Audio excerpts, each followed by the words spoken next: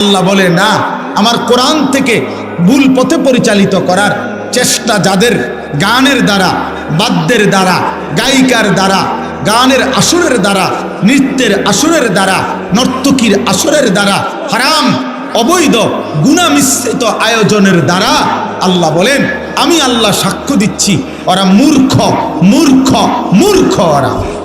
ওয়াত্তাখিযাহা হুজুয়া, এবং এগুলো করে যারা আমার দ্বীনকে, আমার শরীয়তকে, আমার কালেমাকে, আমার কোরআনকে, আমার ইসলামকে, আমার বন্ধুর দাওয়াতকে উপহাস করে, ঠাট্টা করে, উলাইকা লাহুম আযাবুম মুহিন।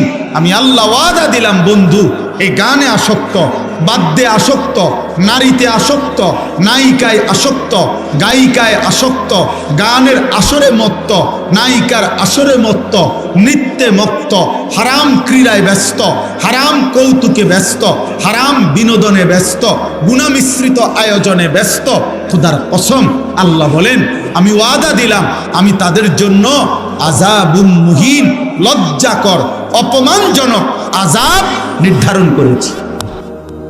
আল্লাহ বলেন দুই কথা, এক আমি তাকে আযাব দেব, দ্বিতীয়ত আযাব দেওয়ার আগে অপমান করব, ওকে আমি বেইজ্জতি করব। হারাম যে ছড়ায়, হারামের সাথে যে থাকে, হারামের পরিবেশ যে ব্যবস্থা করে, হারামের জীবন যে কাটাইতে চায়, খোদার কসম আল্লাহর এটা ওয়াদা আমি তাকে অপমানও করব, আমি তাকে আযাবও দেব। বুঝছেন বাংলা তর্জমা? কথা বলেন না কেন? বাংলা অনুবাদ বুঝছেন সবাই?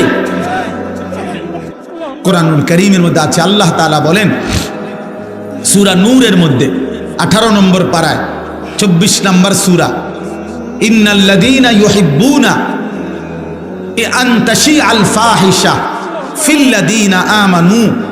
আল্লাহ বলে নিশ্চয়ই যারা ইমানদারদের সমাজে, মুসলমানদের সমাজে অশ্লীলতা ছড়িয়ে দেয়, গুনার পরিবেশ ছড়িয়ে দেয়, নারী পুরুষের হারাম মেলামেশা, হারাম সম্পর্কের পরিবেশ চালু করে দেয়, আল্লাহ বলেন আমি ওয়াদা দিলাম লাহুম আযাবুন আলীমুন, আমি আল্লাহ তাদের জন্য রেখেছি অত্যন্ত মর্মান্তিক, পীড়াদায়ক, যন্ত্রণাদায়ক আযাব। কোথায়?